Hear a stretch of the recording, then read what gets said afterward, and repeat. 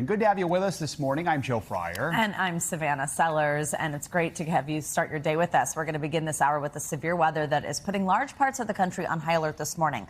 Strong storms have millions of people across the U.S. at risk of high winds, heavy rain, and dangerous flooding. Starting yesterday, there were reports of at least 8 tornadoes that touched down, stretching from Indiana to Alabama, and thousands are without power as damage reports continue to come in. The National Weather Service is warning that heavy rainfall and life-threatening flash floods could continue across the southeast. Those states have already been pounded this week with heavy rain. Along the Gulf Coast, Arthur became the first named storm system of the hurricane season. It did weaken from its tropical storm status overnight, but the ongoing deluge of wet weather is expected to continue today. The National Hurricane Center said last night that parts of Texas, Mississippi, and Louisiana could get hit with as much as 20 inches of rain.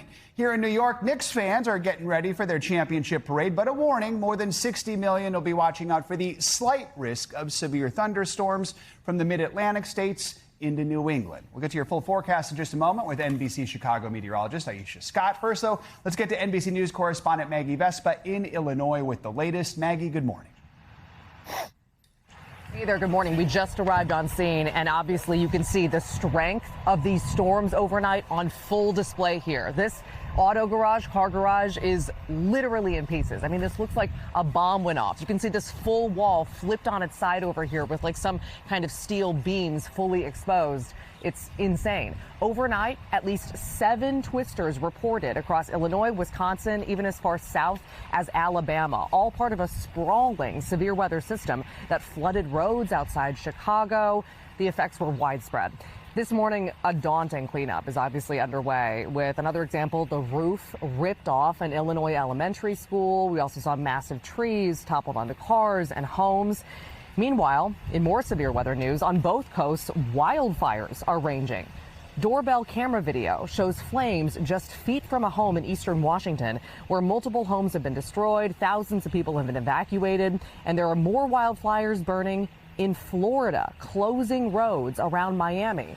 Meanwhile, obviously, back here in the Midwest, again, cleanup just beginning. And clearly, guys, they have a long road ahead. Back to you. No kidding, Maggie. Thank you so much. Well, for more on all that severe weather and also your New York Knicks parade forecast, let's bring in meteorologist Aisha Scott from NBC Chicago. Hey, Aisha, good morning. Hey, good morning, everybody. You know, the remnants of Arthur is producing some heavy rainfall and even some severe storms across parts of the Gulf Coast states. So notice here, we've got severe storms and even tornado warnings pushing in and around New Orleans. So that heavy rain continues to spread even into Mississippi and Alabama. There was a tornado watch that actually expired at 6 a.m.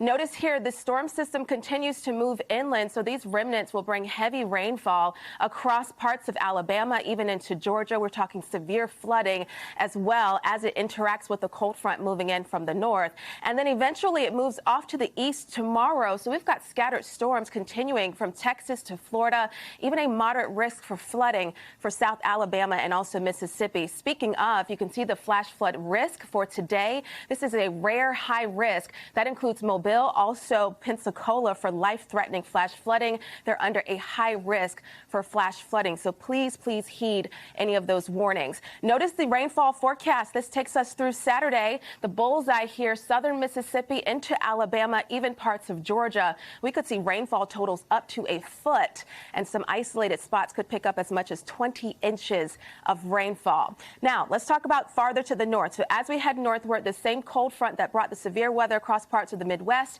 it's now headed off to the east. So we've got severe storms pushing into parts of West Virginia, starting to move into northern Virginia and also Pennsylvania. We've got that tornado watch that continues until 10 a.m. Eastern time.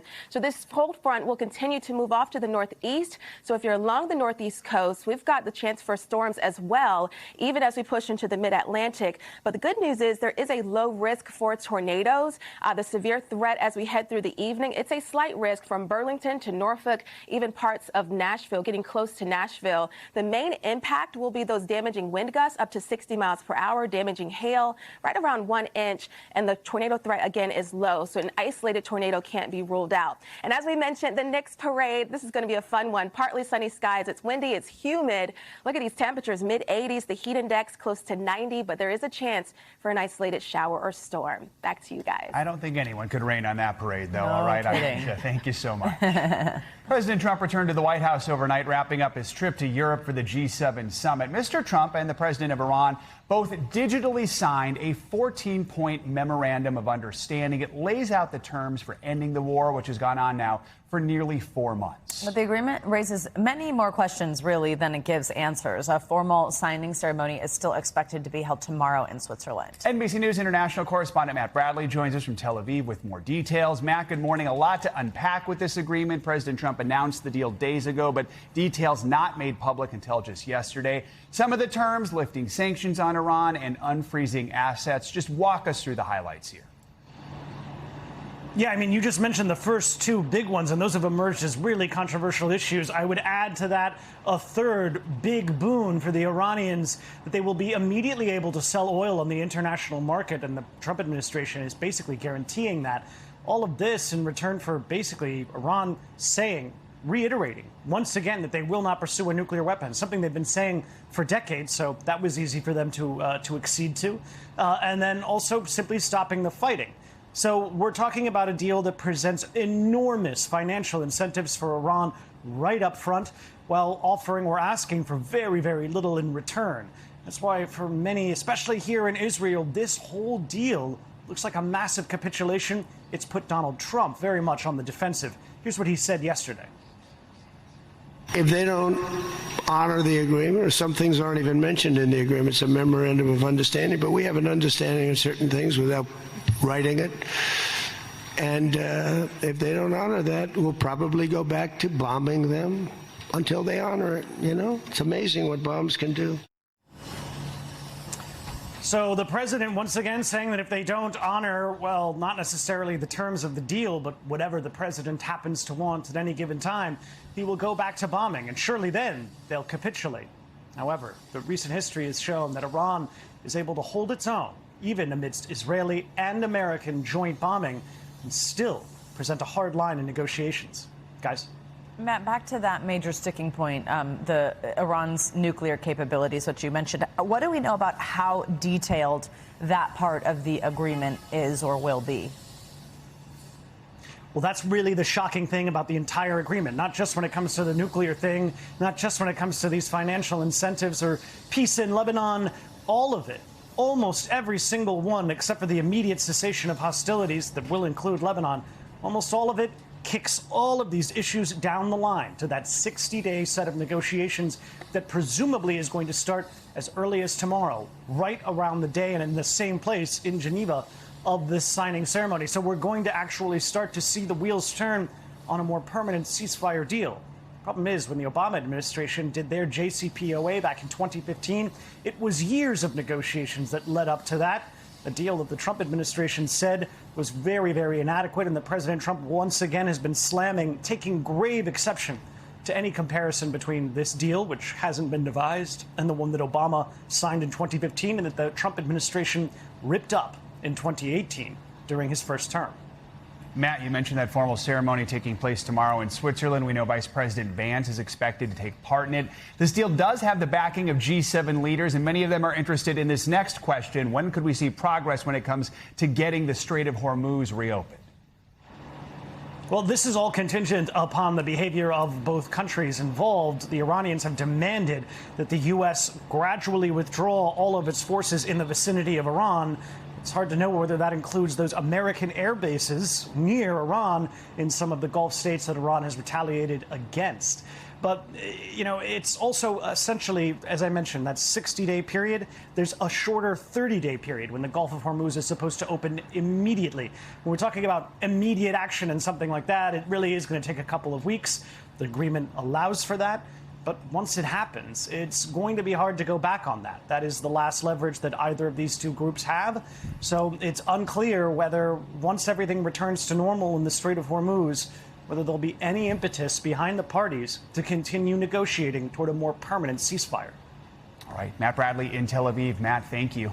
We have NBC News White House reporter Catherine Doyle joining us now with more reaction to this memorandum in Washington. Catherine, good morning. So, Matt really just laid this out, but President Trump framing this deal as this victory for the U.S., but there really are a lot of details, a lot of President Trump's own stated goals in starting the war not here, and like ensuring Iran's enriched uranium is removed.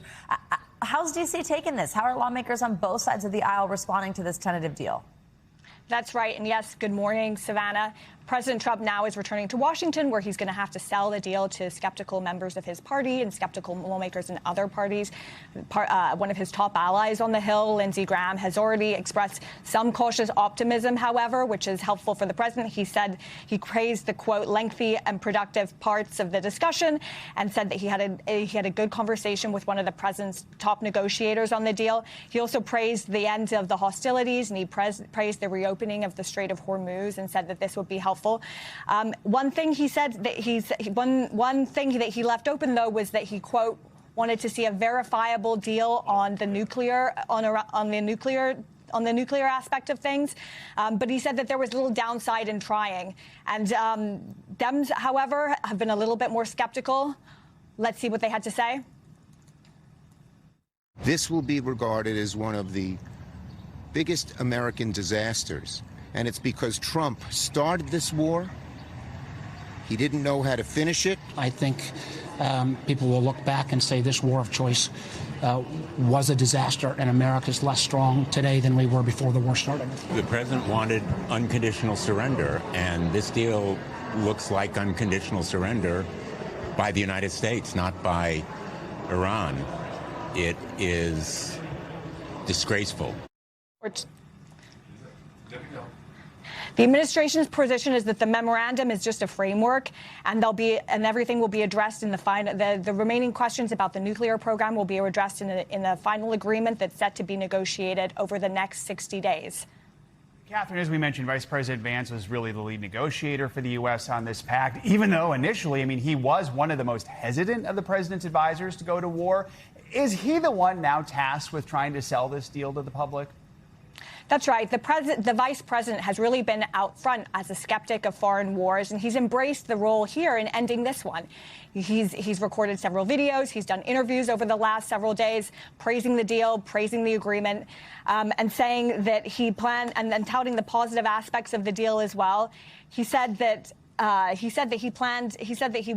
president himself, however, left open the possibility that the deal could collapse. And he joked yesterday when he was in Geneva that if it didn't go well, that he would blame J.D. Vance for that aspect of it, and warning that he could restart attacks at the same time. He said, quote, if it works out, I'm going to take the credit. And if it falls apart, I'm blaming J.D. Vance. Now, J.D. Vance will be headed to Geneva, where he's set to begin negotiations with a 60-day clock beginning on the final talks to figure out what they'll be doing with the nuclear agreement. All right, Catherine, thanks so much for joining us. Let's bring in Elise Labott now. She is the host of Cosmopolitics on Substack. Elise, always good to have you with us, especially on a big news morning like this. Let's talk about Iran's end of this agreement. Simply put, what did Iran give up to get this deal? Well, guys, this is really a framework deal to negotiate the nuclear program. But really what it is a deal to open up the Strait of Hormuz. And Iran is giving, like a pinky swear that it will discuss the nuclear issues. But I think once, as Matt said, I think once they start talking about these nuclear negotiations, Iran is famous for dragging them on. And as the U.S. military starts to withdraw from the area, I can't imagine, it's very expensive and drains on the U.S. military to stay out there if the war is technically over. So once U.S. military withdraws from the area, it'll be really hard if the Iranians don't make good on some of these promises to restart the war. So I think Iran is in a pretty good spot right now. It's opening up the Strait of Hormuz, which it needs to end that blockade and start to get some of this economic relief. The reopening of the Strait of Hormuz obviously has been this huge sticking point in negotiations. What we know so far in this memorandum, it says the blockade will formally end within 30 days. But what else did the U.S. achieve with this agreement?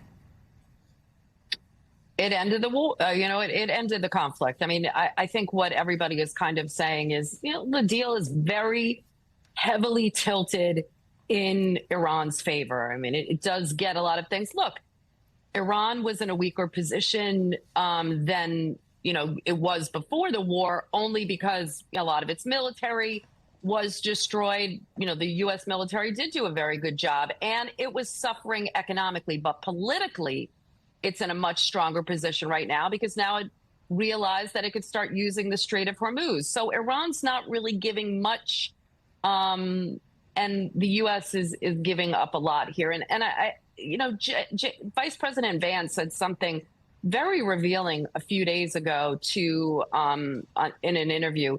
He said, listen, this will open up the Strait of Hormuz. And if the nuclear negotiations don't go forward, at least we've ended the war and everyone can get on with their lives. So it really shows, guys, that this administration, President Trump, really wanted to end the war. And, this document, reading through it, really reflects that. I mean, just look at some of the Easter eggs that are in there, that Iran can downlead some of that uranium enrichment with minimum methodology. I don't even know what that means, but it's really all in how Iran kind of sees it. The way I read the document is really from an Iranian point of view. Elise, it's important to point out, Israel is not a direct party to this U.S.-Iran agreement. Iran said earlier this week Israel must withdraw its forces from Lebanon. We've seen President Trump acknowledging that rift is something the administration is working on. We think of the fact that when this started nearly 4 months ago, the U.S. and Israel were pretty much in lockstep, and now here we are. Do you see this agreement as something that's like a rebuke of Prime Minister Netanyahu by President Trump? Well, if you listen to him over the last few days, they're kind of blaming Israel for the reason this is dragging on. The Israelis are like, look, we're not really party to this deal, and we're going to continue to undertake operations in Lebanon as we see fit. At the same time, Israel, the U.S. is kind of mediating these talks between Israel and Lebanon, which is a good effort. I don't know if it'll lead anywhere, but in order for all that to work, you have to help the Lebanese government and the Lebanese armed forces deal with Lebanon. They don't really seem to have a mechanism for that yet. And I have been talking to Israeli officials, and you've heard what's coming out from the region. I don't really think Israel feels that, it has to deal with President Trump, but the way that both sides are talking, it's clearly not going very well. So Israel could be a spoiler right now. But again, I really think that the U.S. needed to get this agreement. And it could go, guys, like the way of the Ukraine negotiations, the Gaza peace deal and the Board of Peace kind of ending midstream, and the negotiations technically don't end, but they're not ongoing. So I don't really see a major change to Iran's nuclear program. They did do some damage both last June and in this latest war, but I don't see these nuclear negotiations leading to an end to the nuclear program, which President Trump has been talking about, and certainly not in 60 days. As we've been discussing, that JCPOA that the Obama administration negotiated took 2 years. Elise Labott, good to have you with us. Thank you.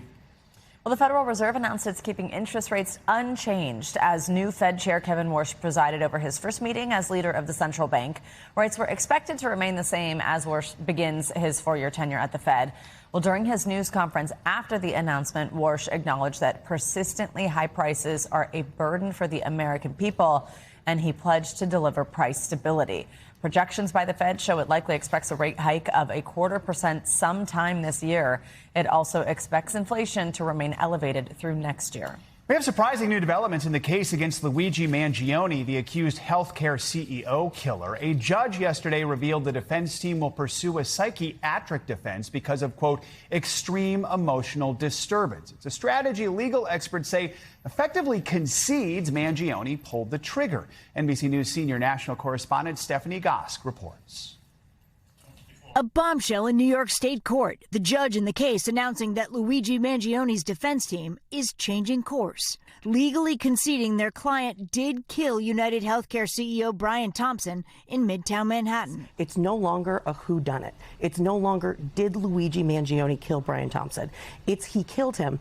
But the defense will argue Mangione was suffering from extreme emotional disturbance and deserves a lesser charge than murder in the second degree. If he's successful with this defense, it could be significantly reduced to manslaughter, which means 5 to 25 years as opposed to the potential of life. The judge ordered all relevant documents handed over to the prosecution. The DA's office has the chance to order its own psychological evaluation of Mangione. The trial, less than 3 months away, will now look very different. Forensics and the murder weapon may not be the focus. Instead, it will likely be on the Ivy League grad's mental health and the alleged planning leading up to the shooting. Evidence like the red notebook found on him when he was arrested in a Pennsylvania McDonald's, possibly playing an even more significant role.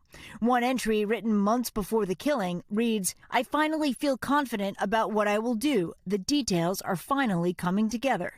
Prosecutors accuse Mangione of meticulously plotting the crime, which could make a psychiatric defense a significant challenge.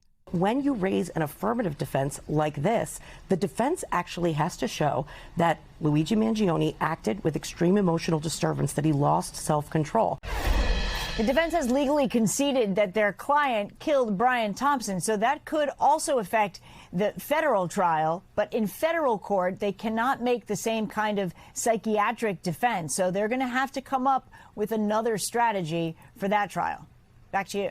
All right, Steph, thank you. For more on what this new defense could mean for this case, we're going to bring in NBC News legal analyst Misty Maris. Good to have you here. We just saw you in Steph's piece there. You explained this doesn't obviously let Luigi Mangione off the hook. So what does change here? Why do you think his team is going with this strategy? Yeah, so this is a mitigation defense. So it will just downgrade from what would be a second-degree murder to a manslaughter if it's successful.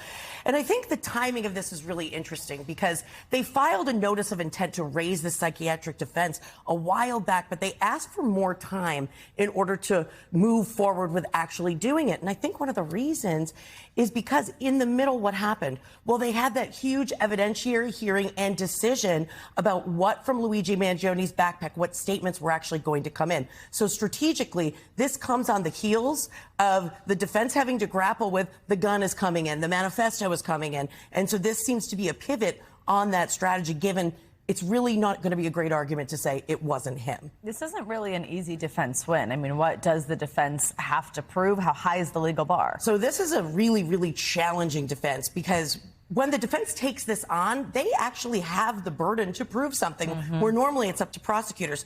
So they have to show that Luigi Mangione was in extreme emotional distress. There's some kind of triggering event that happens that causes him to lose control. And then they have to explain what happened, why that's reasonable in the eyes of the jurors will make that determination. So in his mind, he was under extreme emotional disturbance and that it was reasonable given the circumstances that the defense will lay out. When you see this defense, though, you usually see an act happen close in time because one of the standards is there's no time to regain control. So the timeline here is going to be a real challenge. Remember, he travels from Georgia to New York, and then he's in New York for multiple days. So that's going to be something the defense will have to overcome, and we'll see how they'll do that as more evidence comes to light. We still have a ways to go here, but if in the end the jury does accept this argument here, how does that potentially change the sentence? Well, so life is off the table if they accept this, and you have a range of 5 to 25 years. So it's a significant reduction in his potential time behind bars if this defense succeeds. Looking ahead to the September trial, what are the biggest sort of hurdles that you see and what we'll see along the way on this timeline? So this timeline is going to be critical, and I'm talking about from whenever the defense is going to lay out what happened, what the judge said, what is the malady that caused extreme emotional distress leading up to that day that Brian Thompson, Luigi Mangione, has now conceded that he pulled the trigger and killed him. That timeline and his state of mind, this is going to be such an expert-heavy case. You're going to see all sorts of medical experts, forensic psychologists, investigation, what Luigi Mangione's life looked like during that time period.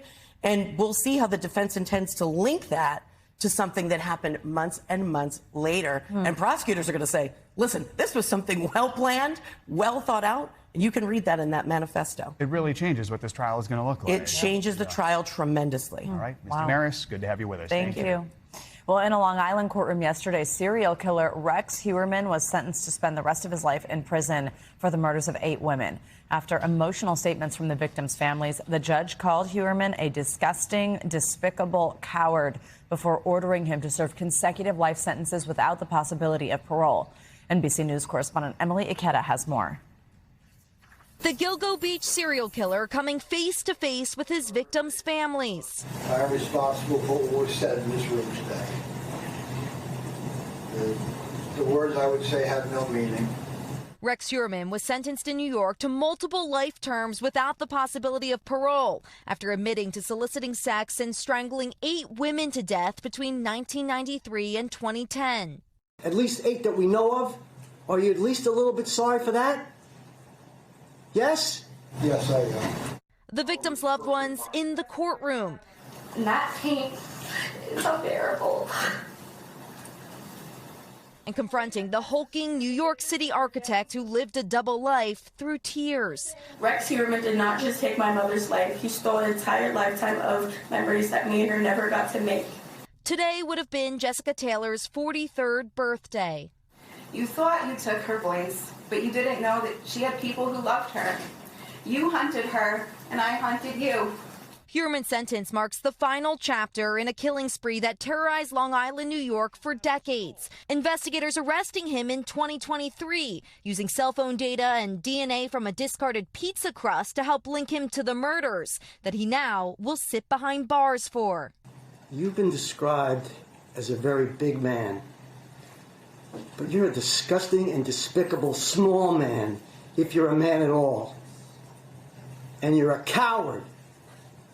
Get him out. There are still some unsolved killings near Gilgo Beach, which the district attorney vows to continue to investigate. Back to you. All right, Emily, thank you. Federal investigators are working around the clock to figure out what caused a deadly private plane crash in Texas. We're also learning more about the people who were on that plane when it crashed Tuesday night and the Good Samaritans who pulled survivors out of the debris. Police are calling them heroes. Here's NBC News senior correspondent Tom Costello. Oh my God. Terror on Loop 20 in Laredo, Texas. A private business jet crashing into traffic and erupting in fire after failing to make it to a nearby airport. They're trying to get people out. There's people in there. Dashcam video captured the moment of impact. The plane, torn in two by a light pole, suddenly ignites. Inside the plane, 6 people. We literally saw a aircraft, split in half. So we're like, oh my God, this is crazy, out of a movie. Zaira Garza's husband was among the drivers who used hammers and crowbars to break one pilot free, then another. 3 teenagers got out on their own. 3 kids, 2 pilots. Where's the parents? They're still in there? The only fatality, 50-year-old Joshua Baer, the founder of Austin-based Capital Factory, which funds high-tech startups. The company calling him brilliant and a dear friend to so many of us. The Cessna Citation departed San Jose del Cabo, Mexico, bound for Austin, climbing to 43,000 feet before reporting they were low on fuel, diverting to Laredo. Flight Radar 24 data shows the plane rapidly descending at 3,000 feet per minute before slowing its descent to line up for a landing, but then drifting off course. The last radar contact 2 miles south of the airport. It is nothing short of a miracle that this tragedy did not become a mass fatality event. This jet was owned by a company called NetJets, which leases jets for private flights, the biggest in the world. This is the first fatal crash for that company in 40 years. It's owned by Berkshire Hathaway. And the company is saying that safety is and always has been at the foundation of everything it does, and it is working with investigators who will be interviewing the pilots on whether they ran low on fuel, and if so, what could have possibly caused that. We thank you for watching, and remember, stay updated on breaking news and top stories on the NBC News app or watch live on our YouTube channel.